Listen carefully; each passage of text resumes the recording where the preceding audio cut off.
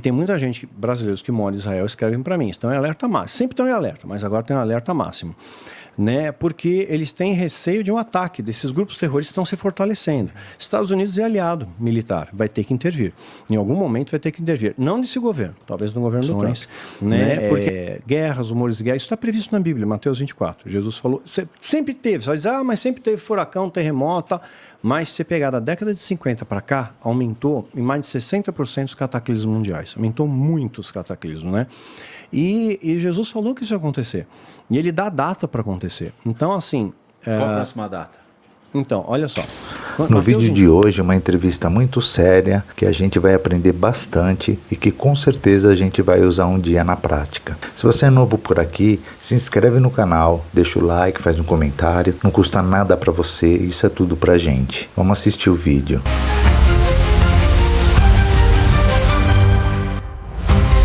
Você já tentou vender online e sentiu que nada funciona? Eu sei como é frustrante, mas existe um método simples que já ajudou centenas de pessoas comuns a destravarem suas vendas de forma prática e rápida. No curso Destravando Vendas no Digital, você aprende passo a passo como criar ofertas irresistíveis, atrair clientes e transformar seguidores em compradores. E o melhor, por tempo limitado, você pode garantir acesso completo por apenas R$ 49,90. Mas atenção, essa condição especial pode acabar a qualquer momento. Clique agora no link e comece hoje a destravar as suas vendas no digital. No Vaticano, não existe homossexuais no Vaticano? Claro, evidente. Não existe orgias gays no Vaticano? Existe.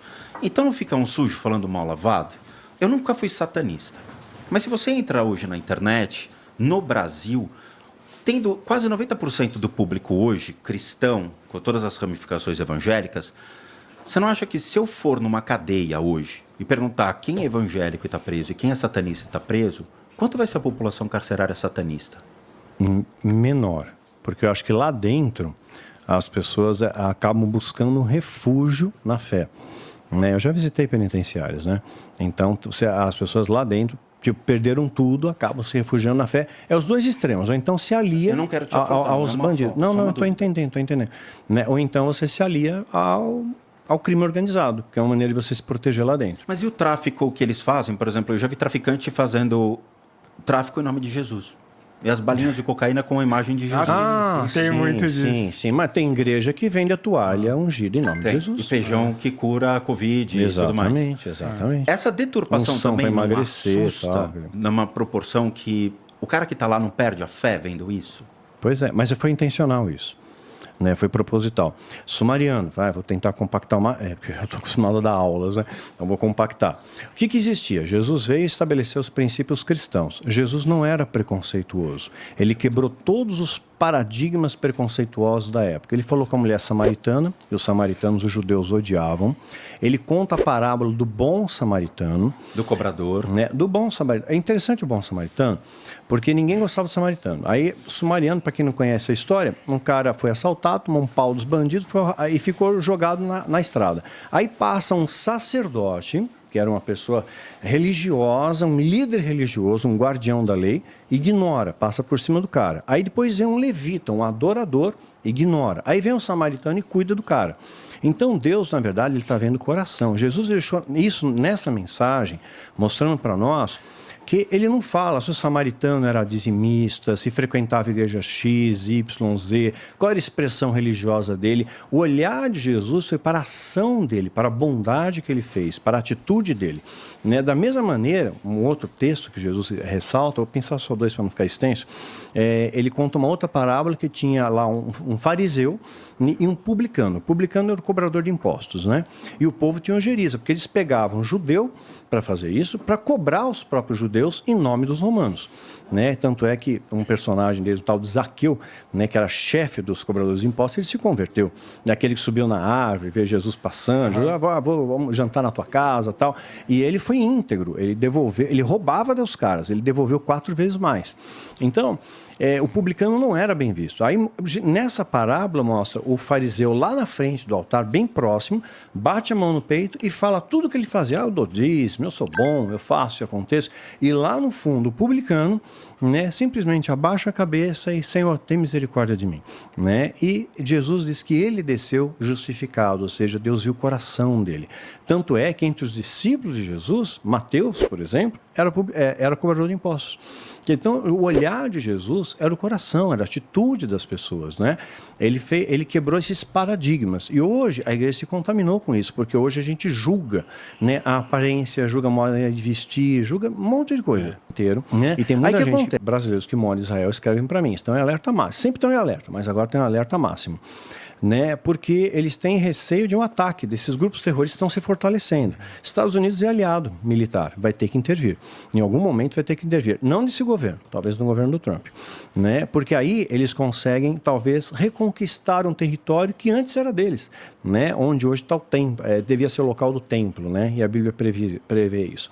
Então, por exemplo, eu creio que sim, vamos ter uma nova onda, ainda pior, mais restrições, né, guerras, rumores de guerra, isso está previsto na Bíblia, Mateus 24. Jesus falou, sempre teve, você vai dizer, mas sempre teve furacão, terremoto, tal. Mas se você pegar da década de 50 para cá, aumentou em mais de 60% os cataclismos mundiais, aumentou muito os cataclismos, né? E Jesus falou que isso ia acontecer, e ele dá data para acontecer. Então, assim... Qual a próxima data? Então, olha só, Mateus 24, Jesus ele coloca uma alusão, ele faz uma alegoria, que é uma metáfora, colocando Israel como uma figueira. Lembra que Adão no paraíso, né, quando ele peca, com tanta folha para ele se cobrir, ele se cobre com folha de figueira. Ele podia pegar uma bananeira, tal, sei lá. Da porra, isso aí, né? Aí ele coloca, então Israel é uma alusão à figueira, né? Tanto é que ele amaldiçoa a figueira, tal. Aí o que acontece? Ele pega, fala, ele dá uma série de fatores que iam acontecer, guerras, números de guerras, doenças, pragas, terremotos, blá, blá, blá. E ainda ele fala, olha, quando essas coisas, quando os ramos da figueira estiverem tenros, estiverem verdes, né, eis que eu estou chegando, estou às portas. E não vai passar uma geração sem que essas coisas aconteçam. Então ele deu um mapa para a gente aí, deu uma pista para nós. Né? Uma geração bíblica tem 70 anos, é validado em Salmo 90:10, Mateus 1:17 também, né? Então, nós temos 70 anos. Israel é desenhado logo depois da Segunda Guerra, onde estabelece o Estado de Israel, o que era algo ímpar, né? Então, monta ali o Estado de Israel, em 14 de maio de 48. Aí, de 48, você joga 70 anos, 2018. 2016, entre 2015 e 2016, se me falha a memória, nós tivemos uma quatríade de luas de sangue, com fenômeno raro. Israel, quando foi fundado, lua de sangue. Guerra dos 6 dias de 67, lua de sangue. Então a gente vê sinais nos céus. E a Bíblia fala sobre isso também, sinais dos céus. Fiquem atentos a isso. Não olhe para cima. Né? Sinais dos céus para você ser um bom observador dos sinais. Então você não pode afirmar, ele volta tal dia, tal hora. Isso já falaram essas groselhas várias vezes. Mas se você vê, tá nuvem, tá vento, tá trovão, vai chover.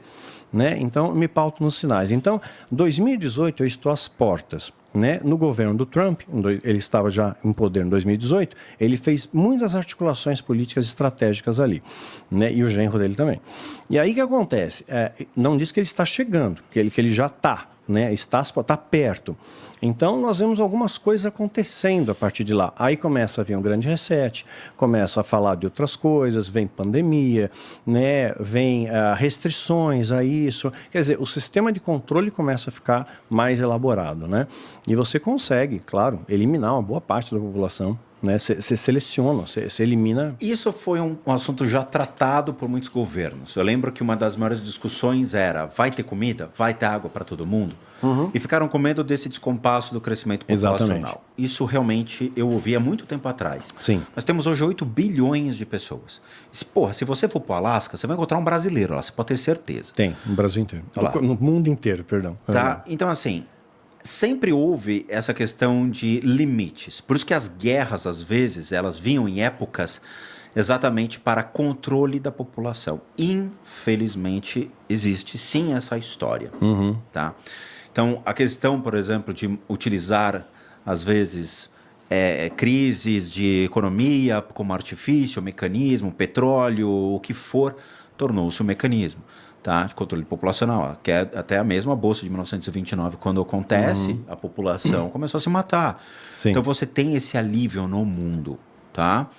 E acho que a próxima que o Marçal vai falar é um blackout no Instagram e no Twitter. Quando acontecer isso, cara, você vai ter uma hora Não, mas as redes sociais já são monitoradas, já são, tem uns algoritmos, dependendo do que você fala. Mas o cara não vai conseguir postar. Já te rastreia. Eu vou me matar! Você não pode postar nada, você tem que colocar tudo em código. Como assim? Você vai escrever alguma coisa, você tem que colocar um arroba no meio, sabe? O algoritmo não te achar. E senão eles te marcam, deleta a tua conta. Deletaram um vídeo meu da série Adrenochrome que eu falo. Mas também depois 4 vídeos, você depois falou, de um ano. razão, Depois de um rapaz. ano deletaram. Eles Quer dizer, estudam, um ano. demora. Aí você pergunta, por que deletaram? Mudou a política de privacidade, eu não fui avisado. O que eu errei? O que está errado aqui? Ninguém me falou. Sumariamente deletaram. Regravei. Aí eu pensei melhor nas palavras e tal. E aí não tiraram. Aparece ele de máscara, falando, todo escuro. Não, mas é porque tudo colorido. esse assunto também é meio hardcore pra caralho, né? Sim, sim. Mas eu apresento elementos, eu apresento fatos, né? Eu mostro Você chegou a reportagens, escrever livro matérias, sobre tudo isso? mais. Tem matéria sobre isso. Mas livro específico, você já pensou em fazer um teoria da conspiração global? Não, aí é meio... Aí, eu tenho que ponderar as coisas. Nos meus vídeos, eu falo muitas coisas nos livros também, meio como as parábolas de Jesus. Né? Eu não posso falar abertamente. Agora, no Hotmart, eu estou aprendendo a abrir uma conta lá e aí sim, não tem censura, eu posso falar mais. Mas vão ser cursos Eu no tenho Hotmart? o curso, ou de repente alguns conteúdos mais exclusivos, onde eu posso falar mais nos seminários presenciais, eu tinha receio de falar, porque sempre tinha um neguinho gravando. Né? Então, também não dava. Então, então tem gente que entende. Né? A Bíblia fala, os sábios entenderão. Mas é um tema muito arriscado, né, Marcelo? Porque assim, você vê... Isso sempre foi tema do mundo. O mundo sempre culpou alguma teoria da conspiração, Illuminati, maçom, Rosa Cruz e tudo mais. Eu fui Rosa Cruz por 12 anos. Não tem nada demais. Nada. Você recebe os ensinamentos em casa, lê... são só ensinamentos de filosofia. Mas não tem como objetivo o controle populacional, nada disso. Que assim, a gente entra às vezes numa ordem esotérica, ou ordem mística, e acha que vai ter certa influência, ou vai receber influência regalias, e tudo mais. Eu nunca fui satanista. Nunca entrei, nunca recebi um convite. Passou da época, já foi, não dá, agora eu sou budista, mas a gente cresce escutando sempre isso. Sempre. Tá? Parece que o mundo está esperando realmente que alguma coisa aconteça e se comprove. Atentados terroristas sempre vão acontecer por uma questão até religiosa, de desconforto que a gente está vendo, seja os Estados Unidos versus o Oriente, os muçulmanos islâmicos mais radicais destruindo igreja. Nós tivemos até metaleiros destruindo igreja lá na Noruega e tudo mais. Então a gente vê que o mundo está no seu ápice da hipersensibilidade em crise. Tudo torna-se um fator para uma crise. Sim. Tudo. É briga de comida, o cara roubou minha maçã, eu fui lá e matei o cara. Imagina se faltasse água hoje. Você matava por causa da água. Sim. Então, teria um Mad Max. Se você tirar o nome satanismo, islamismo, tudo, e ficar só o ser humano, você não acha que isso é normal, do impulso do ser humano em fazer isso? Eu creio o seguinte, o diabo, né, ou a força do mal, como vocês preferem chamar, ele não pode...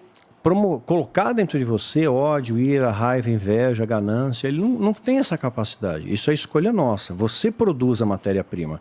Mediante essa matéria-prima que você produz, né, você vibra na mesma frequência que ele, aí sim, ele pode potencializar aquilo em você. Tá. Aí o que acontece? Olha só como uma coisa foi fragmentando. Nasceu o cristianismo, né? E o cristianismo primitivo, a igreja era muito unida, extremamente unida, né? É um detalhe. Isso eu acho interessante pontuar, porque senão fica fora de contexto. Os fariseus tinham receio, porque Jesus tinha falado que ia ressuscitar no 3º dia. Então, os fariseus vão lá até Pilatos. Olha, Pilatos, os discípulos de Jesus vão saquear o corpo e vão contar para todo mundo que ele ressuscitou. Manda uma guarda lá. E Pilatos concorda. Vai uma guarda, mas uma guarda romana. Lembrando, o maior exército do planeta. Extremamente organizado, né? Sabe? E um pelotão tinha que ter pelo menos 21 soldados.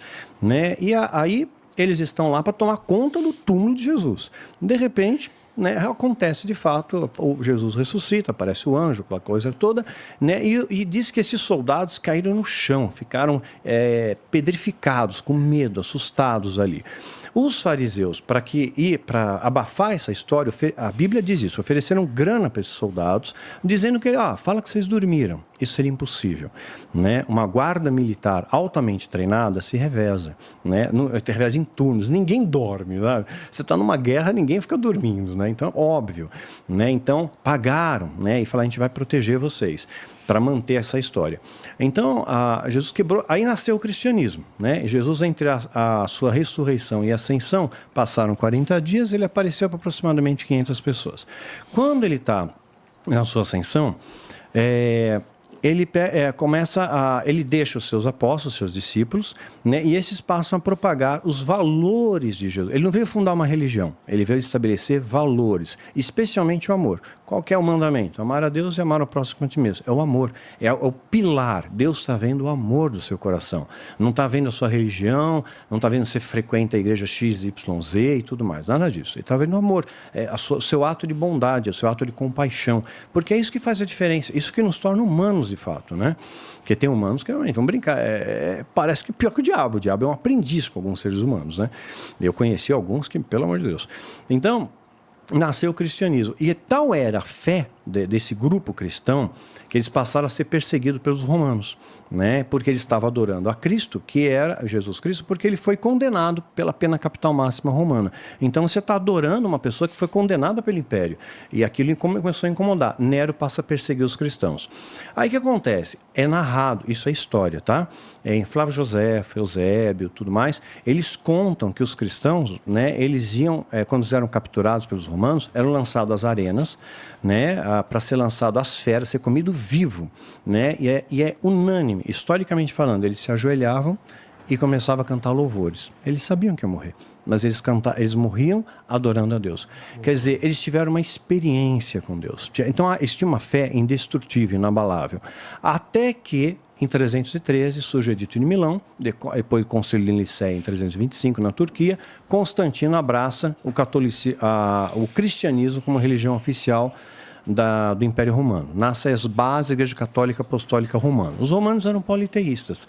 Então, eles mantiveram o sistema, só mudaram um pouco a roupagem, né? Então, surgiram santos, mártires, venda de indulgência, etc. e tal.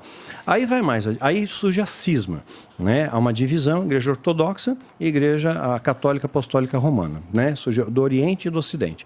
A única quebra. Mais adiante vem Martim Lutero, né? Em 1517, 31 de outubro de 1517. Martim Lutero faz a Reforma Protestante. Tecnicamente, não haveriam 3 expressões apenas, né? Católica, Apostólica Romana, Ortodoxa e Protestante. O que aconteceu entre os protestantes? Se dividiram de novo. Metodista, batista, pentecostal, adventista, blá, blá. Quer dizer, no meio de tanta barafunda, cadê a verdade? Se perdeu. Perdemos as referências, né? Então você hoje perde a referência do que Jesus quis passar para a gente, né? Dessa expressão do amor. Não é a religião. Por isso hoje eu trafego, eu tenho amigos muçulmanos, budistas, espíritas. Eu não tenho a capacidade de julgar ninguém. Quem julga é Deus. Mesmo que a Bíblia diz isso. Você não julga para não seja julgado, né? Não foi esse o mandamento que Jesus deixou para nós. E de julgar todo mundo, né? Mas leva o evangelho. Simples assim, né? É poderoso assim. Então a gente vai ter, certamente, grandes surpresas. Vou citar um exemplo. Uma vez, quando eu perdi meu filho, eu morava numa rua sem saída, uma gatinha minha tinha sido atropelada, né? Então o pessoal largava o pau naquela rua sem saída, né? Às vezes molecada aprendendo a dirigir, dava cavalo de pau no final e ia, né? Aí a minha gatinha foi atropelada. Logo depois eu perdi meu filho. Aí passaram a morar uns muçulmanos na minha rua, né? E eles compraram um quadriciclo e passavam no pau na frente da minha casa, né? No pau. Sabe, eu estava com a dor do luto, eu estava tentando produzir alguma coisa, pensando outra coisa, Pois é. Aí eu pensei, falei, bom, vou trocar uma ideia com eles, né? Quem sabe? Cheguei lá e eles se separam, né? Mas é cultural deles isso. Então tava um monte de homem no canto, fumando narguilé, uns 15 caras, e as mulheres estavam no outro canto ali. Eles estavam num terreno, tinha casa, tinha um terreno vazio, eles estavam no terreno do lado, e as mulheres estavam numa varanda. Eu cheguei educadamente, né? Salam aleikum, né? Que é o tradicional deles, né? Ah, você é muçulmano? Pelo fato da minha oratória, né? Eu falei, não sou, eu sou cristão, mas eu respeito todo mundo, né? Queria pedir um favor para vocês. E todo mundo ficou em silêncio, um silêncio sepulcral, para ouvir o que eu estava falando, né? Eu falei, olha, poxa, eu perdi meu filho há pouco tempo, né? Perdi meu gatinho, né? Vocês ficam passando no palco o negócio, eu tenho medo que outro gato meu morra, né? Então, olha, sei lá, vocês não podem ir por outra rua, não podem pelo menos passar mais devagar, né? Eu estou pedindo isso com muita humildade para vocês, sabe? É um favor, né? Silêncio total. A impressão que eu tive que tinha algum, não sei se um ancião, se alguém mais velho, sei lá. Alguém se levantou primeiro e todos se levantaram em seguida. 15 pessoas. Eu pensei, vou me dar um pau. Na primeira coisa que eu pensei, vou me dar um pau, vou tomar um pau desses caras. Eles se aproximaram de mim em silêncio, me abraçaram, recebi um abraço coletivo, oraram por mim, né, num idioma que eu entendi em português. Alguns falavam o idioma deles, mas você via que era uma onda de amor, de ternura, né? Alguns choraram, né? E eu pensei, nossa, parece que ele está sentindo a minha dor. Chorei muito também, né? Aí eu fui para minha casa, no mesmo quarteirão, passou 5 minutos, né? Eu vejo uma galera entrando na garagem da minha casa, né? Eram eles de novo. Invadiram. Né? Aí eu pensei, pronto, mudaram de ideia, né? Aí vieram, falaram para mim... direito, tinha umas facas na mão. Vieram, mais uma vez, me pediram perdão. Falaram que nunca mais iam passar de quadriciclo na frente da minha casa. Disseram que o meu filho estava com Deus, Alá, no caso, né? Porque ele estava doente e tudo mais, tal. E abençoaram a minha casa. Oraram para abençoar a minha casa. A entrada da casa, sabe? Oraram para abençoar, me abraçaram novamente e me indicaram um sheik para seguir, Sheik Rodrigo, que acabei fazendo amizade, meu amigo, até hoje. Um amor de pessoa, um fofo de pessoa. Podem procurar na internet. Sheik Rodrigo, fofíssimo. Ele adora gato, pudim, então a gente tem muita coisa em comum, sabe? Tu é sheik? Sheik Rodrigo. Mas você falou que gosta de gato e pudim. Gosta de gato e pudim. Então, assim, são duas coisas que eu gosto, entendeu? Eu senti uma empatia, né? Então... Assim, eu recebi dos muçulmanos uma coisa que eu não recebi da igreja evangélica, né? Que deveria ser um celeiro de amor. O que eu mais escutei da igreja evangélica foi: teu filho está para o inferno. Eita. Ele se matou, está no inferno. Né? A culpa é sua. Né? Você foi satanista, retaliação, foi o demônio que acabou. Muito pesado. Então, isso. assim, para um pai que perdeu um filho, único filho, a gente lutou tanto, parei tudo para cuidar dele, né? E... assim, o amor veio de onde eu menos esperava. Então, Deus veio o coração, sabe? Acho que no mundo hoje só existem 2 tipos de pessoas. É o bom e o mal. Só isso. Alice aos bons e fuja dos maus. Simples assim, né? Esse acho que é o ensinamento majoritário de Jesus, né? É o amor. Então a gente não está aqui para julgar ninguém, né? Muitos pseudo-cristãos vão chegar lá no céu, e a Bíblia fala sobre isso. Muitos vão chegar diante de Jesus: eu fiz tanta coisa em teu nome, né? Jesus vai dizer: e daí, aparta-te de mim, vós que praticas a iniquidade, não te conheço. Né? Então, não são ações, ações de coração. Tudo que você faz por amor, Deus entende, Deus está vendo. Desde você levar um cobertor para alguém que está passando frio, um abraço, cara. Nessa pandemia, nós tivemos um isolamento social muito grande e aumentou o número de pessoas com depressão. Aumentou bastante. Até aproveitar o ensejo, se permitir, no meu portal www.danielmastral.com.br tem um diário do Micael. Meu filho ficou internado numa clínica psiquiátrica por 22 dias. Houve necessidade de internar, seria negligente como pai se não internasse. Ele escreveu um diário. Ele escreveu depressão de uma maneira incrível. Depois, no início do livro, a minha esposa escreveu como médica e como mãe, e no final eu também escrevi como líder espiritual e como pai. E baixa gratuitamente, não tem custo, tá? Tem versão português, inglês e japonês. E quando a gente fala em suicídio, interessante pontuar, a cada 40 segundos uma pessoa se suicida no mundo, isso é muito sério.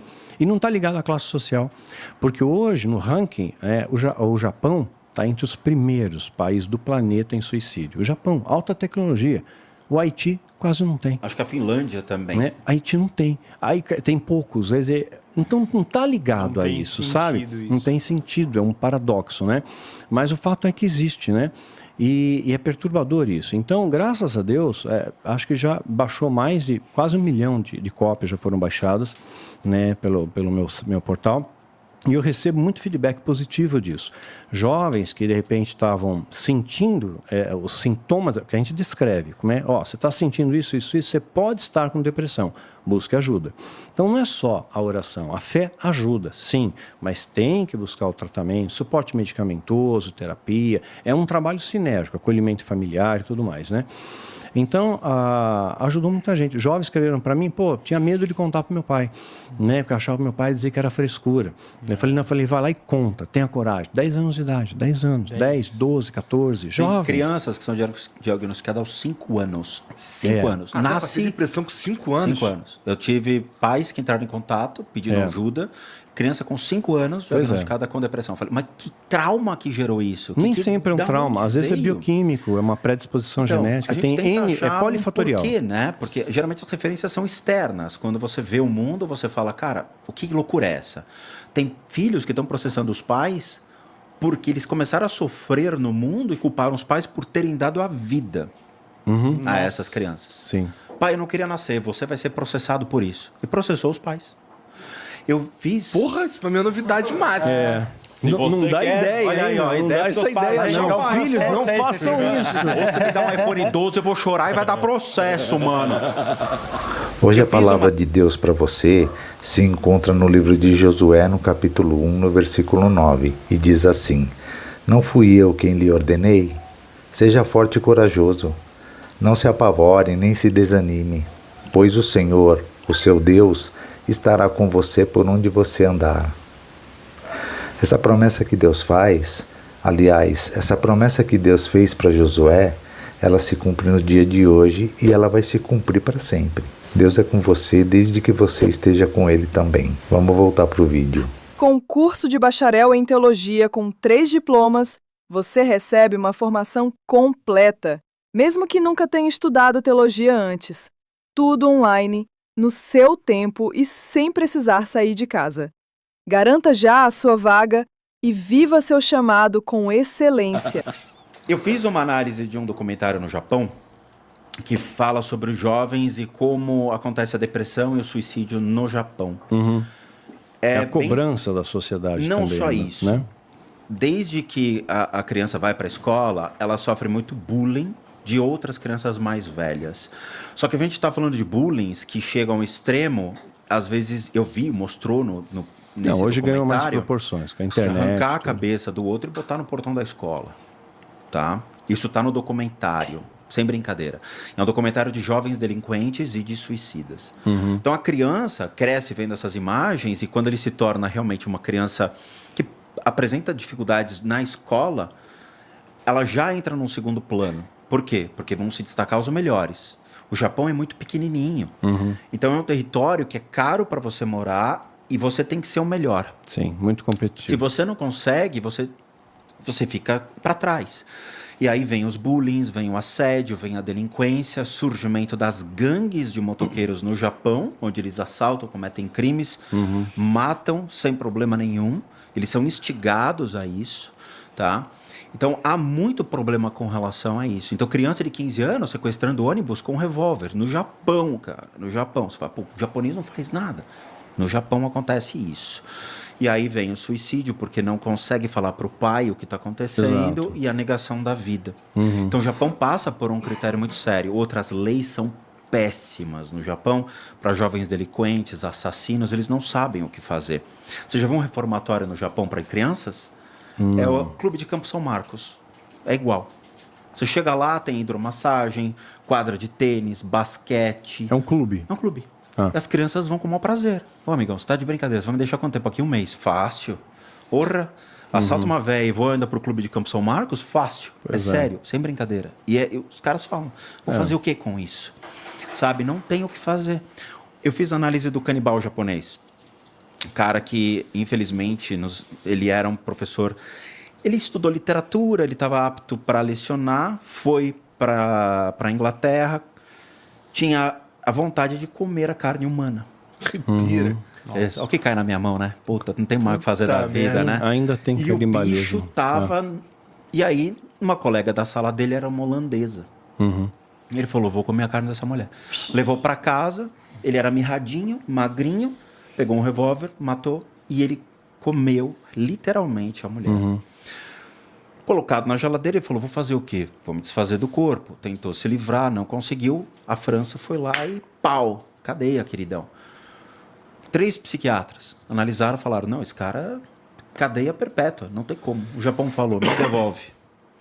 Devolveu, olhou para ele e falou, você só tem um problema de personalidade. Deixou o cara solto.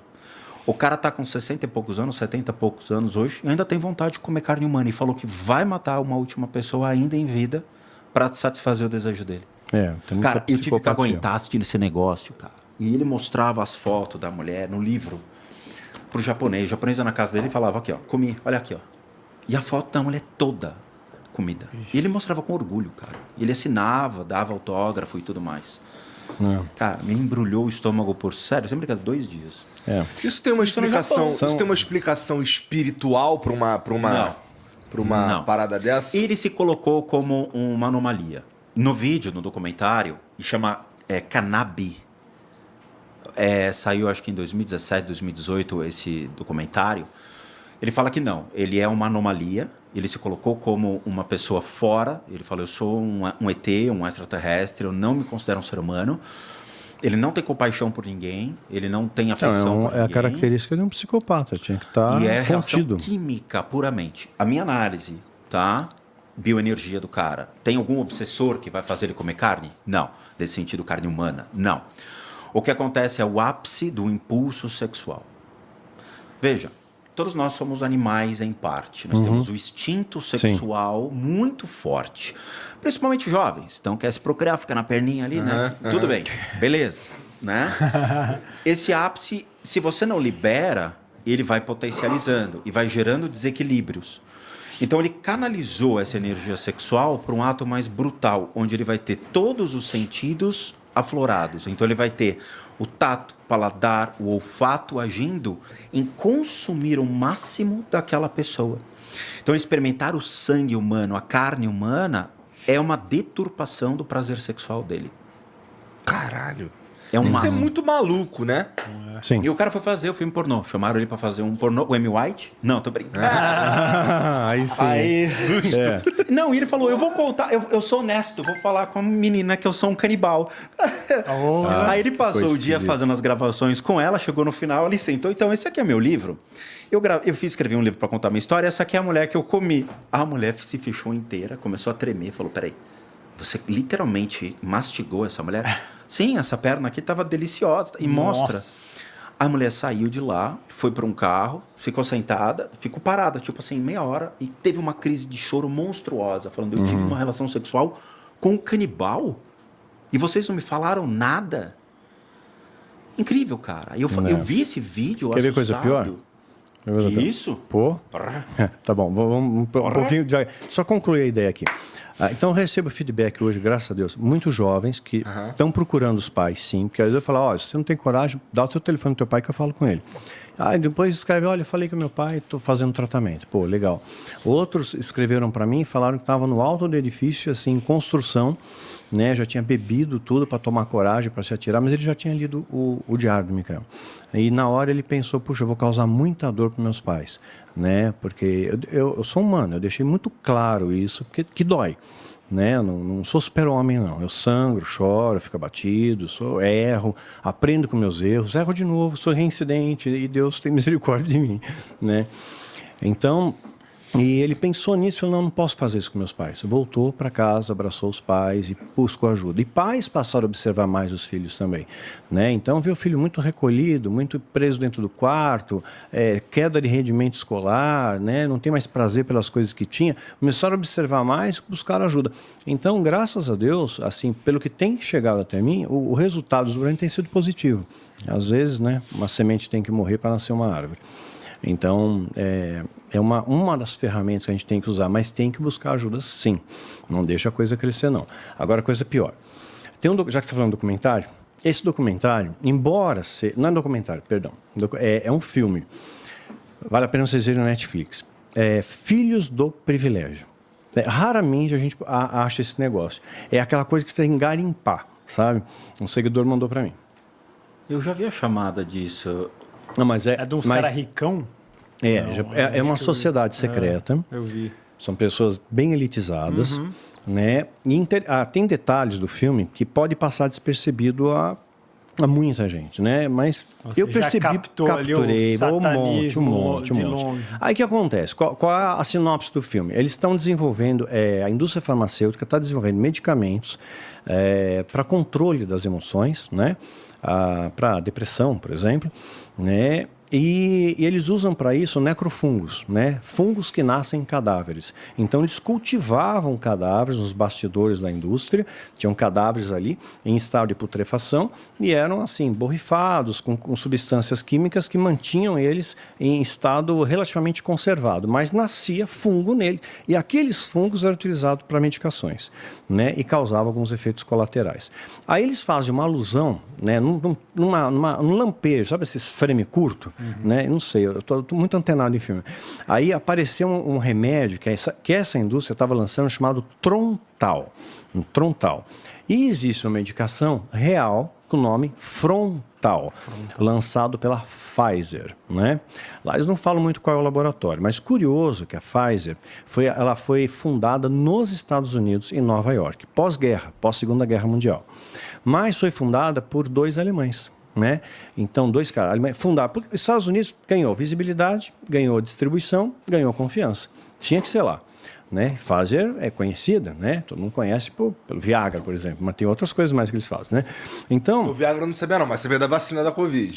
Pois é, tá aí, ó, pegou. Ah, bom, não vou falar, não posso entrar nesses méritos, aí senão perco a conta de novo. Então, o que acontece? E o Flow também.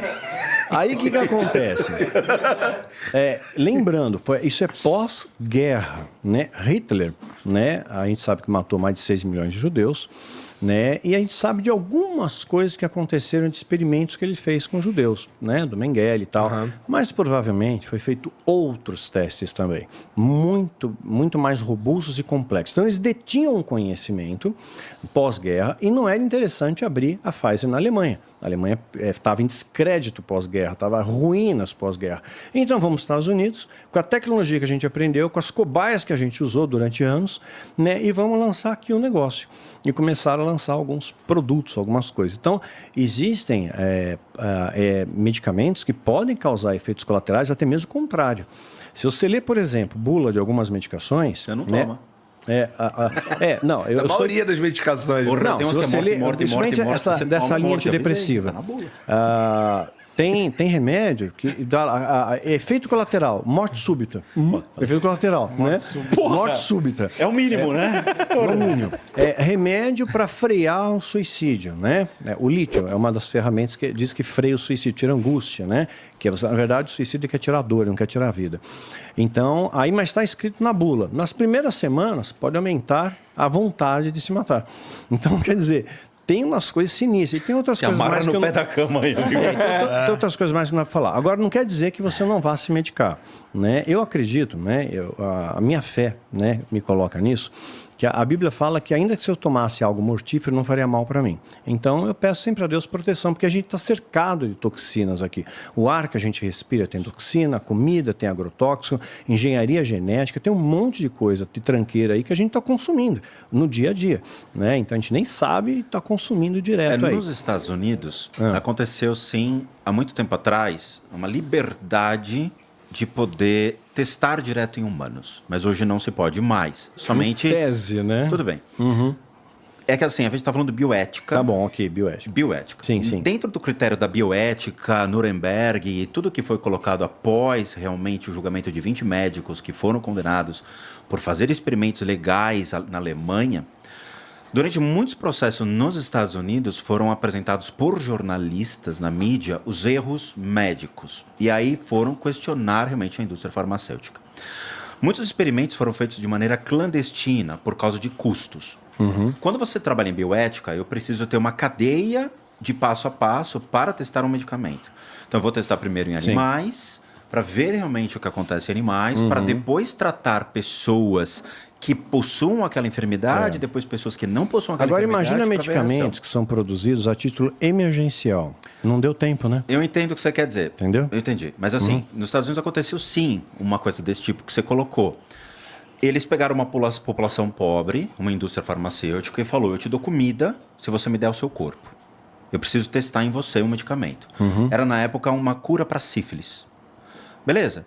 Testaram nas pessoas, estimulando muito mais a enfermidade para ver um processo de autocura que esse medicamento também estimulava. E as pessoas foram morrendo. Só que eles tinham mecanismos para curá-la. Então eles tinham sim a cura, mas eles preferiram ver a morte para ver a reação do ápice da enfermidade. E foi aí que gerou realmente muita discussão dentro do contexto de bioética sobre até que ponto eu sacrifico a vida de um ser humano em pró a uma coisa que pode não dar certo, uma especulação, tá? Isso acontece em bioética, sim. Então hoje temos etapas. Claro, eu concordo com o seu raciocínio com relação a toque de caixa para fazer uma vacina, para tentar sanar uma explosão que aconteceu de uma enfermidade que a gente vem vendo até hoje. Eu concordo com a sua preocupação. Mas assim, eu tomei as doses e depois que eu tive, fui mais rigoroso com relação a isso, me expus menos, usei máscara e tudo mais. E hoje, vendo os números do Ministério da Saúde, realmente do que a gente está vendo, a gente tem um controle maior hoje. Talvez por conhecimento de causa, por entender meios naturais que podemos prevenir o uso de máscara, álcool gel. Sim. E aí sim a questão da vacina que gera um conflito na sociedade. Sim. Oswaldo Cruz passou por isso em 1900 e pouco, quando aconteceu a revolta no Porto.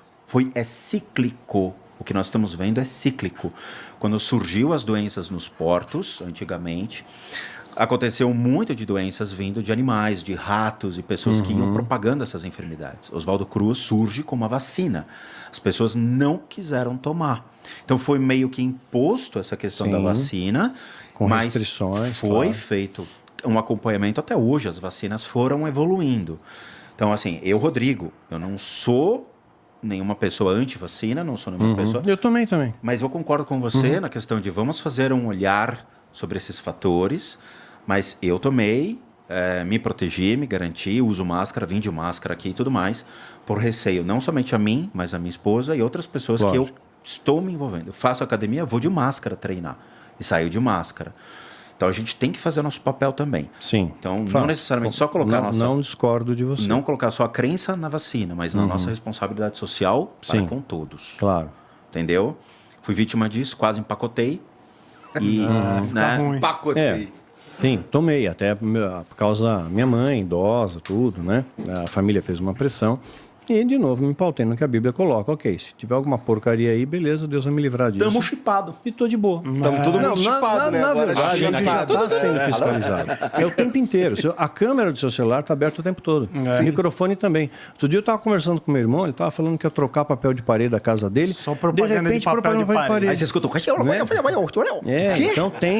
a gente já está sendo monitorado. Agora, claro, vai vir, eu acredito, vem ainda uma onda muito pior, muito mais devastadora. Tu me contou isso da última vez. Vem pior. Da penúltima vez. Quem preparar. falou Pior isso que eu não aí? estava aqui. O que é? É teoria Você da não pode conspiração falar? ou é... Cara, então... Não, na verdade é o seguinte, Bill Gates em 2015 falou que ia acontecer. Ele cantou a bola. No TED né? Talks lá. E ela cantou, aconteceu. E ele mesmo já está cantando. Vem algo pior por aí. Pra ele vender as vacinas. Claro, obviamente, né? E essas seitas tramitam muita grana pelo mundo inteiro. Como é que eles fazem para jogar dinheiro para lá e para cá? Né? ONGs, né? Fundações, Bill Gates, etc. Coisas assim, né? Então circula muita grana. Seu PC vai estar quebrado na sua casa. Você chega em casa, o PC não funciona. Tá tela azul assim, o Bill Gates fazendo... É porque assim, da primeira vez que o Daniel veio conversar com a gente, ele contou toda a história dele, do lance do satanismo e tal. E nos momentos finais, antes de você sair, você estava falando sobre os planos que os caras tinham. Exato. Que inclusive tinham a ver com pandemia e tudo mais. Mas Skull and Bones, por exemplo. Você conhece Skull and Bones? O que é Skull and Bones? Não sei. Então, aí é que tá. A gente tem que sair do satanismo. Quando a gente vai ver as ordens esotéricas e místicas e o que surge no mundo, durante muito tempo, os grandes presidentes nos Estados Unidos, Bill Gates, acho que desde do Reagan, surgiu uma... a partir do Reagan mudou tudo. Então, Reagan, marcador de o cara da tempo ali. CIA, que é aquele texano louco que foi presidente nos Estados Unidos, o que pegou o Bin Laden lá... o Bush. Não, foi... Bom, Foi o Bush, eles pegou foram na época do Bin Laden, instruídos acho que a foi o criar Bush, uma né? organização chamada Skull and Bones. Skull and Bones é uma organização só de presidenciáveis e pessoas de alto escalão, principalmente também do exército americano, na qual eles fazem esse fluxo de informação e privilégio. Sim. Eles se encontravam todo ano numa fazenda, tinha até filmagem disso na internet. Questões sobre, por exemplo, o Bin Laden na época, entende? Até porque o que aconteceu com o Team Six depois é muito questionável. Então, quando acontece do avião bater na torre, antes teve uma feira de armamentos nos Estados Unidos com os maiores nomes das empresas do mundo. E quem estava lá era a própria família do Bin Laden. Sim, Porque os Estados Unidos ele parte do princípio que é o seguinte: meu inimigo não é meu inimigo, ele vai ser o meu aliado. Tanto que o próprio Bin Laden, ele fez parte da CIA, ele fez parte dessas organizações nos Estados Unidos para poder entrar na Rússia, porque eles eram os únicos que sabiam os caminhos, porque lá tem muita terra com minas. Então eles contrataram eles eram, sim, eles conhecem todos os meios da CIA na época. Então, quando aconteceu do aviãozinho bater na torre, a família do Bin Laden estava lá e foi levada para um lugar seguro. E eles foram fazer todas isso você acha pela internet. Essa fonte é verdadeira. Então, eles sabiam que tinha alguma coisa acontecendo mediante, obviamente, esse grupo chamado Tem um detalhe, só para eu complementar, perdão te interromper. E se você acompanhar bem e vou retroceder, olhar pelo retrovisor o que aconteceu, quando você vê que o avião mudou de rota, que alguma coisa está errada acontecendo, e não um, mas mais de um, mudou de rota. Imediatamente, o protocolo decola a caça para ir... É um código que eles têm que falar. Só que levou uma hora. Levou uma hora. A torre entra em contato com o avião, sabe? E pergunta se está tudo uma ok. hora. Nós estamos no estado E tem um número emergência. que ele fala. O Bush estava contando historinha para criança. Ele escutou um negócio e ficou Na Casa quieto. Branca. Né? Ficou quieto. Então tem muita coisa acontecendo. O Donald Trump foi o 45º presidente norte-americano. Para o satanismo, é um número cabalístico. Ele ficou... 45 é importante no satanismo. O 9 é importante. O 9, né? A soma. Aí o que acontece? Ele fez coisas muito interessantes, né? Se for reparar, não teve guerra na parte dele. A Rússia ajudou na eleição dele, sim, porque a CIA afirmou isso e abafaram o caso. A CIA falou mais de uma vez. Então, assim, brother, né, do Putin. Agora tá tendo treta, né? Então, né, o Gagá que está lá, coitado, né, não consegue, vai só segurar a bomba. Então, ele teve que sair no momento estratégico, mas ele volta. Eu acredito que ele volta. Trump é reeleito? O Trump volta. Eu creio que ele vai ser reeleito, sim. Tentar segurar a peteca lá, que está explodindo tudo. Exato, porque é necessário o caos. Alguém escutava Hitler antes? Hitler falava, ninguém ligava para ele, porque a Alemanha estava prosperando, né? Então foram penalizados depois da Primeira Guerra, Tratado de Versalhes e tudo mais.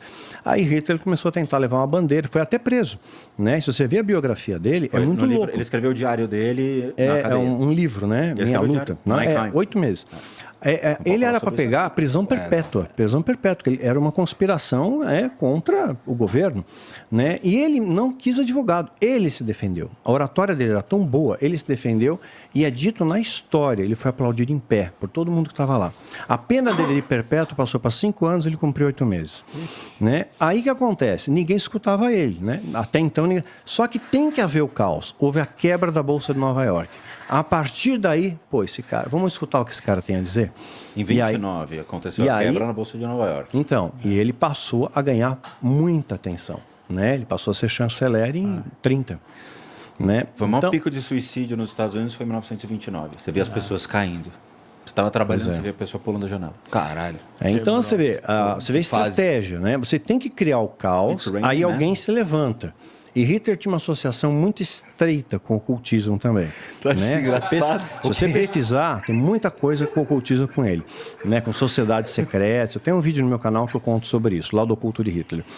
Então, é necessário ter o caos. Então, eu creio que realmente vamos ter alguma coisa pior, né? Essa coisa pior favorece algo que foi lançado em 2006, que as pessoas esqueceram. Mas está me deixando triste. Em 2006... Al Gore lançou a ideia, né, do aquecimento global. Lançou até o livro, Uma Verdade Conveniente, e foi laureado com o Prêmio Nobel da Paz em 2007. Né? Aí o que acontece? Né? Tiveram vários geofísicos que contestaram ele. Não, os oceanos refrigeram o planeta, não tem isso e tal. E aí acabou meio que no esquecimento, ficou meio folclore isso. Agora, Tem uma proposta real, não é teoria de conspiração, que falam sobre o grande reset. Foi uma discussão do Fórum Econômico Mundial de fazer um grande reset. E parece algo bom. E é pautado justamente nessa ideia do Al Gore, lá em 2006. Então, o mundo está aquecendo, precisamos cuidar do planeta. Os grandes países emissores de gases tóxicos, poluentes, vão ser tributados. Esse tributo vai ser convertido num salário mínimo universal. Só que para você ter direito a isso, você tem que ter um score. Né? Então, você tem que ter uma pontuação. Na pontuação, mesmo que você seja um empresário, né, você vai ter que cumprir algumas regras. Se você não cumpre essas regras, né, seu score é baixo, você não compra, você não vende, você não viaja, vai ter uma série de restrições. Então você tem controle ali. E hoje, o presidente atual americano, Biden, né, ele já chegou a falar, né, que precisamos de uma nova... você pesquisar na internet, nos últimos 30 dias, nunca se falou tanto de nova ordem mundial. Está cheio disso aí. E está na nota de $1 lá, né? Novas ordens seculares, nova ordem mundial. E o Biden chegou a falar isso, né? Olha, precisa ter uma nova ordem mundial. Os Estados Unidos, nós temos o potencial para liderar isso. Porque vai ter que ter um gestor disso, né? Então, nós vemos esse preparo sendo elaborado, né? Então, aquilo que parecia teoria de conspiração, hoje vai ganhando contornos diferentes, né? Então, no meu ver, né, as coisas tendem a piorar um pouquinho. Você gosta disso, hein, Mastral? Mas eu me pauto no que a Bíblia diz. Eu sou cristão. Eisenhower, né? Teoria dos alienígenas, o Magic 12, você deve gostar disso tudo. Alienígena, sim. Alienígena, não tenho nada contra alienígena. Né? Nada contra pelo amor de Deus, o computador já vai dar PT em casa. Inclusive, eu vi um filme fantástico, A Chegada. Adorei esse filme. O melhor filme de alienígena que eu vi. Vale a pena. É o melhor filme de alienígena. Eu assisti à toa. Fogo no Céu. Filho do Fogo, falta Fogo no Céu, hein? Fogo no Céu não vi ainda. Não, não é filme? Fogo no Céu é um clássico de abdução. Nos Estados Unidos todo mundo ficou com medo. Não, o que clássico de abdução, eu acho que é Contatos Imediatos de Quarto Grau, que aconteceu no Canadá. Esse é o da coruja? Da coruja. Esse é louco. Da mina do Resident Evil. Lá no Alasca, né? No Alasca. Então, assim, não posso desacreditar que existam vidas em outros locais. Evidente, né? O universo é gigante. O que a gente enxerga do universo é 4%. Universo observável. O resto a gente não sabe nada. Matéria escura, buraco negro, a gente não entende nada. Universo paralelo. Os espíritas curtem essa história também de... É errado. Outro dia eu vi um cara falar que Plutão tem lá uma figura famosa que está morando em Plutão. Eu falei, cara, legal. Como é que alguém falou pra mim que Hitler estava em Plutão. Caralho. Que lugar para Hitler? Então, como é que você me comprova que Plutão, que já não tá mais ninguém se importa com aquele negócio lá, já deixou de ser, o Hitler tá lá. Tipo... Mas é um planeta gasoso, não tem nem como... Perfeito. Né? Bom, se a gente for levar pra ideia de inferno do Dante lá, dos círculos e tal... Tem um mais legal que esse. O Hitler tá mesmo, assim, segundo essa ideia, num inferno muito frio, né? Plutão é frio pra caralho. Gente, esse papo tá distante do Sol, né? Para com isso, menino. Dá azar isso aqui. Você não aprendeu, não? Que fala que esses caras dão azar aqui? Na tese, dizem que ele se matou. Eval Braun tomou o cianeto e ele deu um tiro na cabeça. Em tese. Mas as teorias paralelas dizem que muitos nazistas conseguiram fugir e que ele conseguiu escapar de submarino na Argentina, e veio pra Argentina. Na Argentina? Na Argentina. Aprendeu tango. Na queda do Quinto Reich... Eu odeio falar sobre isso, vocês vão realmente falar sobre isso. Acharam um livro que estavam 2 rotas de fuga dele. Uma era a Argentina, tá? Que ele eventualmente ia. Sim, é o que mais se fala. Tanto que eu acho engraçado, onde encontraram o Mengele? Onde foi? Eu não sei, onde foi? Não me lembro. Bertioga. Tava aqui, de boa. Ele estava aqui, de boa. É verdade. Pera, Mengele, sim. E teve outro que estava aqui também, um cara que acertou um trem. Dot Street, uma coisa assim. Não sei, mas na Argentina, um bandidão tal, veio pro Brasil. Esses caras vêm pra cá. Uma das maiores rotas de fuga deles. Tanto que tem muito disso na Argentina. E teve um filme onde os americanos vão pegar um dos últimos, que seriam generais ali do Império, e filmaram lá, e criaram toda essa história. O filme é impressionante, assim. Os caras fazem. E o cara realmente ele se vestia escondido em casa como general e ele ficava desfilando em casa. E velhinho já, tal, mas ele botava as músicas clássicas para ficar escutando e tal. Caralho. E é engraçado, né? Porque na Alemanha, a Alemanha, quando foi para os Estados Unidos, fugindo de guerra e tudo mais, os alemães, eles fundaram a Blue Note Records, que é uma das maiores empresas de música de jazz do mundo. Blue Note Records. Onde tinham negros que tocavam, os maiores... Todos os caras queriam ter o selo Blue Note Records. Foi da Alemanha. Pois é. Deixa eu voltar no tempo aqui um pouquinho, quando vocês estavam falando de depressão e tudo mais. Sim. E aí tu deu uma pincelada que dá pra tratar isso com técnicas que você é familiar. Tá, eu vou te explicar como é que funciona esses tipos de tratamento. Ah. Quando eu entrei em 2006 para conhecer mais a fundo as técnicas, principalmente das Filipinas e da Índia, existem certos princípios ligados à bioenergia. Tanto que eu estava falando com o Daniel a respeito do Qigong, onde você tem o Qigong marcial e tem o Qigong médico, que também é utilizado. Acho interessante. Qigong, que é a habilidade de manifestar e manipular energias.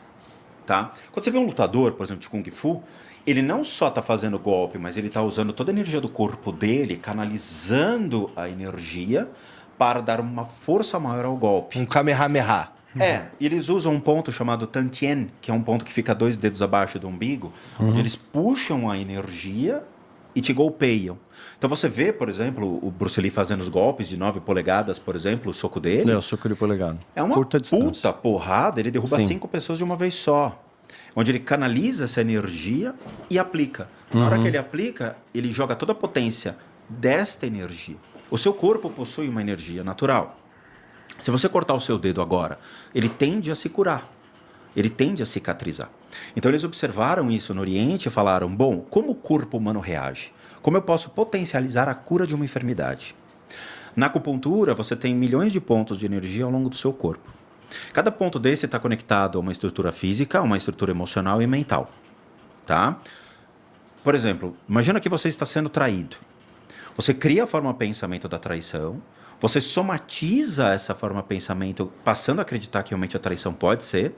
O que é somatizar? Você traz para você a crença de que realmente você tem aquilo. Você transforma aquela crença numa realidade. Uma realidade. Tá. E aquilo se manifesta como o quê? Ou dor de estômago ou problema respiratório. Você passa a ter aquela sensação e você fala, cara, como é que eu me saboto dessa maneira? Então, quando você vai ver a anatomia do corpo de energia, acredita-se que, por observação, esses pontos de energia, eles carregam todas essas impressões. Então, se eu chego para você e falo, vou arrancar a sua impressão da enfermidade que você tem, no dia seguinte você não reconhece mais ela, porque ela não faz mais parte de você. É a mesma coisa que você deixar o seu aparelhinho que você fuma do lado da sua cabeceira, e um dia você acorda e ele não está lá. Você vai começar a procurar, mas você não vai mais encontrá-lo. E você vai sentar e vai falar, tá, eu aceito que eu não tenho mais o meu aparelhinho. É exatamente isso. Então você tira da raiz a impressão que a pessoa tem, que carrega-se a forma pensamento da doença, as emoções da doença e a somatização em um órgão. Mas eu suponho que seja um processo bem difícil.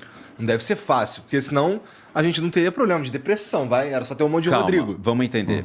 Um monte de Rodrigo ia ser louco aqui. Então. Eu não ia ficar. O que acontece é o seguinte, a grande maioria das enfermidades, a gente não sabe que elas existem, a gente só passa a acreditar nelas quando elas já estão no estágio muito elevado, e muitas pessoas querem estar doentes. Que querem atenção. Faz parte, às vezes, da vida da família, o acolhimento. Então, assim, pai, eu não vou trabalhar porque eu estou em depressão. Aí ele passa a piorar a condição por uma questão de ficar sempre apoiado no próximo. Tá. Às vezes, ficar doente é um hobby. Tem pessoas que ficam doentes sempre e somatizam isso e passam a acreditar na sua doença como uma condição social de que eu preciso ter um amparo da sociedade, eu preciso ter um amparo da minha família e eu não quero mais encarar o mundo. Eu prefiro ficar trancado em casa e alguém me trazendo comida do que realmente passar a aceitar essa doença ou qualquer desequilíbrio e lidar com isso. Tem gente que tem vergonha de falar que tem. Tem vergonha. Então você tem que entender essas condições do ser humano e ver qual é a melhor forma de tratá-lo. Eu trato as pessoas passivamente. Ou seja, a pessoa me contrata, ela nunca sabe quando vai ser tratada, ela não tem informação nenhuma. vai chegar um dia que ela vai acordar e vai falar, cara, tô me sentindo estranho. Alguma coisa aconteceu. Abre o e-mail e tem um e-mail da Dani dizendo, hoje foi efetuado o seu tratamento. Eu tinha uma fila de espera de 1 ano. Para ser tratado por mim. Hoje a gente encurtou essa fila de espera para mais ou menos 1 a 2 meses. E mesmo assim ainda existe uma procura elevadíssima para essas possibilidades que eu estou ajudando as pessoas. Como tu fez para diminuir em 8 meses, Cara, 10 meses? Então, quando eu saí do hospital, eu vi que, obviamente, eu prejudiquei pessoas também. Falei, cara, tinha pessoas que precisavam de mim e eu não estava lá. Tinham pessoas que acabaram falecendo, Igor, e eu fiquei assim, mal. Porque eu falei, eu queria ter feito alguma coisa por essas pessoas, cara. Mas eu estava mal. Eu fiquei em recuperação durante 2 meses ainda. E eu falei, eu preciso me recuperar rápido porque tem pessoas que precisam de mim. E aí eu comecei a falar para a Dani, vamos tratar mais e mais. Então a gente começou a tratar, tipo, eu trato de madrugada as pessoas. 10 horas da noite, 11 horas da noite eu estava tratando e terminava às 6 horas da manhã. E às vezes eu tinha pacientes que estavam no Oriente, Japão, ou às vezes em outro lugar, e eu tinha que me adaptar ao horário do cara. Então eu passei a atender de tarde também. Então eu comecei a me desdobrar para conseguir ajudar essas pessoas da mesma maneira que eu também precisava de ajuda. Então eu fui compensando. Eu absorvo energia, eu projeto energia, mas eu também sou o que está sendo tratado simultaneamente. Essas técnicas que eu trabalho, por exemplo, você vê essas técnicas que você falou, Jorei e tudo mais, elas absorvem pouquíssimo nível de energia. A técnica que eu atuo, que eu trabalho, que são um conjunto de várias técnicas, eu absorvo 5 vezes mais. Então justifica-se. Não, brincadeira, mas assim, você vira um foco muito grande de absorver e projetar, absorver e projetar. E a clarividência, que é a habilidade de ver através dos corpos e dos pontos de energia, me facilitam. Porque você consegue ver as relações da doença, da enfermidade do indivíduo. Como no caso da depressão. Como ela se forma e como ela surge. Então eu consigo agir sobre você, Mastral, fazendo com que esse seu ponto, onde carrega essas percepções ainda, sejam anuladas. Por quê? Imagina que seu ponto de energia é exatamente assim. Aqui é como se fosse as ditas flores ou formas que eles veem geométrica, como se fosse uma rosa. E forma um rodamoinho. E que vai pela raiz e se conecta ao órgão. Isso aqui é a bioenergia que eles veem na China, na Índia, nas Filipinas, no Japão, e que eles vão buscar tratar. E todo esse ponto está repleto de energia ruim, ou lodo energético. Na hora que eu começo a agir, eu faço uma inserção nisso e eu derramo esse lodo e faço com que toda essa origem da enfermidade seja retirada. Então, o que eu faço, também análise quantitativa e qualitativa, as pessoas falam, cara, eu acordei procurando a minha doença e não achei. E dão um relato no canal. E eles mandam um vídeo falando, cara, eu não sei o que aconteceu. Eu estou tentando achar minha depressão em casa, eu não sei cadê. Existe um outro contraponto. E aí entra nessa questão que vocês gostam, que é a espiritualidade. Então a gente só falou de relações físicas, emocionais e mentais. Mas será que existe algo espiritual que afeta uma pessoa? Em termos de doenças e enfermidades? Covid, por exemplo. Covid, será que isso é um demônio do Covid? Ia ser legal se tivesse o demônio do Covid. Infelizmente não. Exatamente, não Escapou existe. do laboratório de propósito. Você acha que foi laboratório? Sim, acho que sim. Eu realmente gostaria que fosse o demônio do Covid, porque pelo menos você saberia que existe um só que você poderia eliminar. Porque poderiam estancar, não estancaram. Entendeu? Mas não tem como. A gente sempre quer culpar um fator externo para as nossas doenças. Às vezes somos nós mesmos que abrimos brecha para essas doenças. Às vezes você comeu uma comida intoxicada, um alimento ruim, ou um vício que você tem. Foi um demônio que botou para nós comer um hambúrguer estragado? Acho que não. Não Sua foi. escolha. Sua escolha, tudo bem. Então você acaba se afetando por você mesmo e pelas suas escolhas na vida. Você fuma, eu não fumo. Significa que você vai morrer amanhã? Não. Significa que você tem, obviamente, o pulmão mais comprometido do que o meu. Talvez com o Covid hoje, não, Mas seja pau a pau, mas fumar assim me traria um problema psicológico? Não, psicológico vai causar uma dependência psicológica. Não, tá, você mas... tem um vício. Mas me sentir um merda. Não. Tá. Por que você Então não é sente por um isso, tá bom. E se você parasse de repente? Eu posso, Se você eu ia fazer parasse uma de piada, repente, eu vou não ia fazer em ter uma off. abstinência? Hã? Sei lá, se parasse de repente, você não ia sentir uma abstinência? Cara, eu tenho uma... Graças a Deus, Você acha que controla isso? Não, eu tenho uma certa facilidade pra não fumar. Eu já fiz isso antes, sabe? Sim. Então, não tô dizendo que eu não vou sentir, que eu não vou deixar Sim. sentir vontade do dia pra noite, não é isso? Claro. Mas assim, nesse ponto eu acho que eu consigo, eu me viro, Tá. sabe? se tiver que parar, assim... É porque, assim, se alguém me convencesse que isso aqui realmente tá me fazendo muito mal, eu seria capaz de Chama-se parar. chapa do pulmão. Chapa. Tá, vou fazer uma chapa do pulmão. Se tiver uma merda, eu paro. Combinado. Exato. Mas vamos lá, eu não ligo que você depois fuma, não me lembra afeta a que eu tenho vida. um detalhezinho importante para colocar. Deixa ele terminar a sua conclusão. Não vou te atrapalhar, não. Terminei. Tá bom. Agora, a questão, a sua pergunta é, existe um fenômeno, um fator espiritual que me obriga a fumar? Da outra vez que a gente conversou, sim. Eu vou te explicar o porquê. Vamos lá. Dentro do budismo, eu sou praticante do budismo, de uma das tradições chamada Vajrayana, tá? Que seria um budismo mais místico. O que você vai na livraria, vai ver, é um budismo de autoajuda. Mas é legal, vale a pena para as pessoas Mas entrarem. ele foi transformado ou ele já tem isso como raiz? Quer dizer, Siddhartha Gautama já estabeleceu isso desde o princípio? Foram depois adicionados, foi adicionado? Foram adicionados. Okay. O Siddhartha, na verdade, surge o budismo de uma maneira muito mais legal do que você imagina. Tem um livro que fala sobre a origem do budismo. Muitas escolas filosóficas passavam pela Índia com os seus povos trafegando.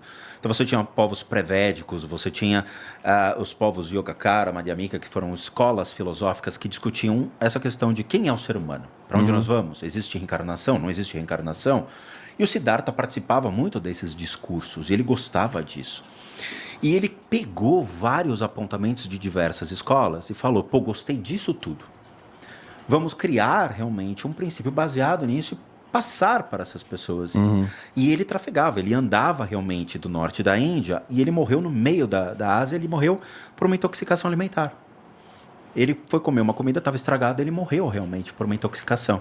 E aí todos os seus fiéis olharam e falaram, ih, fudeu, o que a gente vai fazer? Vamos fazer um processo de cisão. Então você cria uma escola e a outra. Então você cria uma escola que segue os princípios e uma escola que foi aumentando os princípios e foi transformando isso, que é o Mahayana e o Theravada. O Mahayana ficou no norte e o Theravada ficou no sul. Só que muitas guerras aconteceram e, obviamente, certas escolas foram morrendo. O Theravada subiu e falou, ô Mahayana, posso ficar aqui com você?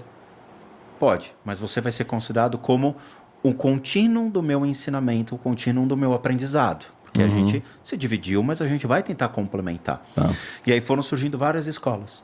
E, obviamente, o Vajrayana, ele surge tempos depois, e o seu hoje líder seria o Dalai Lama, que traz esses ensinamentos e passa essa história mais mística do budismo. Existe, sim. Mas por quê? Porque a mente do ser humano foi pedindo por um apelo um pouquinho mais metafísico. Se eu falo para você, esse álcool gel ele vai te curar, joga sua mente para cima dele, projeta a cura por meio dele. Você vai criar um padrão mental que vai fazer essa possibilidade. Placebo. Tá? Em alguns casos funciona. Então, um pescador chegou pro Siddhartha e falou, pô, cara, o que você faz é muito legal, mas eu vou precisar de várias e várias e várias vidas para chegar até onde você chegou. Aí o Siddhartha olhou para um de seus discípulos, né? Ele tinha Manjurishi como discípulo, e falou, tinha Samantabhadra, e falou, ó, criem métodos hábeis e mecanismos rápidos para que as pessoas consigam atingir benefícios nesta vida. Então ele cria sistemas baseado, obviamente, na mente, no eu ou na ausência do eu, em escolas que se adaptem a isso para fazer com que você atinja meios hábeis para que sua mente se acalme, seu corpo se acalme, você se equilibre e consiga atingir seus objetivos.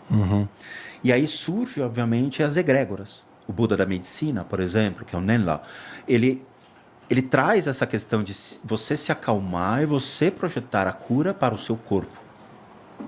Então você, quando faz prostrações e você faz reverência a essas consciências que não são deuses, são só egrégoras criadas para acalmar a sua mente, o seu corpo, você começa a criar o quê? Um mecanismo de autocura.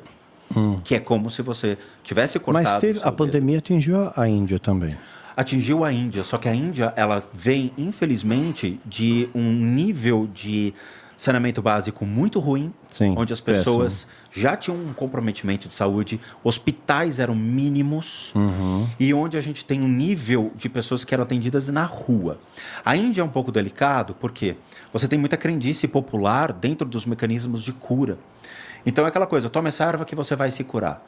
Só que você está falando sobre um vírus que ele não tem limite, ele vai agir sobre você dizendo, opa, é festa aqui dentro, e vai consumir você de uma maneira extremamente elevada. Então a Índia foi tomada por mais uma das suas enfermidades mediante a todas aquelas que já cometeram a Índia. Mas é uma terra onde tem essa parte do curandeirismo, tem essa parte de outras culturas que se fizeram, mas o budismo não está na Índia. Claro. O budismo ele foi trafegando e foi passando até o Japão, onde você tem o Zen budismo, Terra Pura, você tem o Zen Chan e outras ramificações. E vieram para o Brasil depois. O Zen surge no século XIII. O tibetano mesmo, ele vai ser do século III, século V. E outros mais antigos. A gente está falando 3.000 anos atrás. Antes de Cristo até. Então você já tinha vida antes de Cristo, viu, gente? Que tem gente que acha que não existia. Tinha os sumérios, criaram a primeira forma de escrita, os cuneiformes. Sensacional, tudo. até hoje. A tecnologia deles, impressionante. de ponta. E tem um dos maiores demônios que é cultuado pelo cinema, o Pazuzu. O maior demônio. Ficou famoso com o Exorcista, né? O de Asas, o Senhor dos Ventos do Sudoeste. Mas Eita porra! Você não sabia? Assim, só para fechar algumas coisas, para não ficar ponta manja de solta. capeta, hein? Só para não deixar a ponta solta. Você falou do Lavey, da Bíblia Satânica. Quero lembrar que o satanismo, quando o Lavey estabeleceu como vitrine, realmente, vou acolher os rejeitados. Jesus fez isso, ele acolheu os rejeitados, né? Quando Davi fugiu de Saul, quem se aproximou de Davi, né? Realmente os rejeitados, os endividados, né? Os descontentes. Então é algo normal isso. As pessoas buscam refúgio em alguma coisa. No caso ali ele ofereceu uma vitrine, era uma vitrine ali dizendo que o satanismo é bom. Acontece que se fosse tão bom assim, ele não teria morrido de AIDS. Ele morreu de AIDS sofrido, Lavey. A filha dele, Zeênia, assumiu o comando, né, da organização. Pode pesquisar, ela ficou 5 anos só. Picou a mula para a Alemanha com o marido, nunca mais quis saber. Abandonou o satanismo. Mas você está falando que aí ele teria que ter a possibilidade do Satã curá-lo da AIDS. Não. Estou dizendo que o satanismo não te leva a uma blindagem como eles te vendem. Né? Essa a questão. Eles te vendem uma blindagem, tipo assim, você é filho do mal, mal não te toca. Você é filho do fogo, fogo não te queima. Só que isso não é uma verdade. Né? Se bruxaria funcionasse, quando teve Copa do Mundo na África, eles seriam campeões. Isso eu falo de trabalho. Né? Se trabalhos funcionassem, o campeonato de futebol em Salvador acabava em empate. Então, mas tem tanta coisa. Assim, eu quero só fechar algumas lacunas, né? Então, o satanismo fascina por causa disso. E vai chegar um patamar que, sim, eles vão pedir sacrifício humano. Né? Nunca cheguei a presenciar, mas eu ouvia falar muito disso. O japonês está na fila lá. E chegou um momento que eu tinha que fazer isso para poder escalonar poder. Né? Mas era uma coisa que eu era incapaz de fazer. Né? Porque eu amo os animais, eu não sou capaz de matar um bicho, né? Matar um ser humano, criança, não teria coragem, porque eles tiram adrenocromo, né? O sangue em estado de terror, né? Coloca terror na pessoa, medo, pavor, se libera adrenalina, isso gera adrenocromo, que tecnicamente aplicado depois você tem o sangue jovem em alguém, supostamente tem clientes em Hollywood, falam muito do Tom Cruise, o cara não envelhece, né? Mas o sangue de animal não é incompatível com o sangue humano? Não é animal, não é animal, é humano. Humano? Sim, humano, criança. Mesmo RH. E já tem estudos, é claro, não falam de humanos, falam de ratos. Tem estudos feitos em ratos, pegaram ratinhos mais novos, tiraram o sangue dele e injetaram em ratinhos mais velhos. Retardou o envelhecimento. Em alguns casos até regrediu. Isso em rato, tá? Então não estamos falando de humanos, né? Assim, será? Pelo menos não publicamente, né? Mas será? Então tem muita coisa. Tem um documentário na Netflix, esse vale a pena todo mundo ver. Os Filhos de Sam. Filhos de Sam. Tá. Documentário. Filhos de Sam. S-A-N. Conta de um repórter jornalístico, e ele, um repórter investigativo, melhor dizendo, ele começa a investigar uma série de mortes que ocorrem ali, em algum canto dos Estados Unidos, esqueci a cidade, não sei se foi Nova York ou outra, e ele começa a investigar aquilo ali. E ele chega numa seita satânica, chega em pessoas poderosas, políticos poderosos, ele levanta provas de pedofilia, de tráfico de órgãos, uma série de coisas, e a polícia ignorou. Esse cara morreu sozinho, né, solitário, desacreditado. Por quê? Eles se protegem. Quer ver um exemplo? Você acha que vão descobrir quem matou Marielle? Pensar um exemplo. Não vão descobrir nunca. Se você tem boa memória, e quem está me assistindo deve lembrar, tinha um delegado que estava conduzindo o caso. Né? Esse delegado chegou nos atiradores. E ele deu um depoimento no Fantástico falando, eu estou prestes a chegar no mandante. Logo depois o que acontece? O superior dele promove o cara, manda ele fazer um curso na Itália sobre a máfia italiana, tirou ele do caso. Quer dizer, se protegem, né? Ô, Igor, nunca fica de olho na porta aí, que eu acho que alguém Né? vai entrar pra pegar um Né? celular, vai levar embora. Cara, mas da primeira vez que eu conversei Collor- com ele, eu achei que alguém fosse entrar, cara. O Collor mesmo. A esposa dele falou que tinha ritual satânico. Ele fazia rituais satânicos. A Isso é esposa dele afirmado. falou, ela É que deixou o afirmou, saco roxo. né? Então, quer dizer, o irmão dele morreu de repente, depois que acusou ele. Né? PC Faria só é queima de arquivo. Foi. Óbvio, né? E tá, não é crime passional, é escambau, né? Teve um legista que falou, não, o ângulo da bala não corresponde. Então, tem muita coisa que acontece no nosso entorno que realmente essas seitas se protegem, eles são muito herméticos. Por isso que vale a pena ver os Filhos de Sam. É bem Eu acho que eu interessante. devo ter visto isso aí. Filhos de Sam. É. Tenho assistido muitas coisas lá. E um outro Eu detalhe deixo rodando interessante, até. que eu não quero deixar a ponta solta, o satanismo ele fascina, mas ele te engana. Né? Ele vai te levar a uma dependência daquilo, a tal ponto que você mexe com a sua mente, mexe com as suas emoções, e eles te ameaçam. Tipo, se você sair, não mata só você, mata a sua família inteira. Então, quando eu publiquei Filho do Fogo, fui bastante perseguido pela seita. Eu saí e fui bastante perseguido. Eles tinham receio que eu revelasse os segredos dos rituais. E isso é proibido. já revelou. Não, nunca revelei não. O segredo do ritual Porra, tem nunca. mais que isso? Pô, não tem, não posso revelar. Se eu revelasse, eu não estava mais aqui. Né? O que acontece? Tá pouco. Não. Ainda vou ficar mais um tempinho. Né? Ainda não acabou minha missão. Eu acabei de casar de novo, meu irmão. Praga. Eu tenho medo de você, eu tenho medo dele. O Zé tem medo de mim, eu tenho medo dele. Não quero ficar do lado desse cara, não. Os caras Então, bem o black que vai entrar aqui acontece? daqui a pouco. O máximo que eu cheguei próximo aos rituais foi na trilogia Quilain, né? Mas assim, é como mostrar um carro para você. Eu mostro uma Ferrari, mostro o motor, mostro o designer e tal, mas esse carro não tem chave, não tem gasolina, não funciona.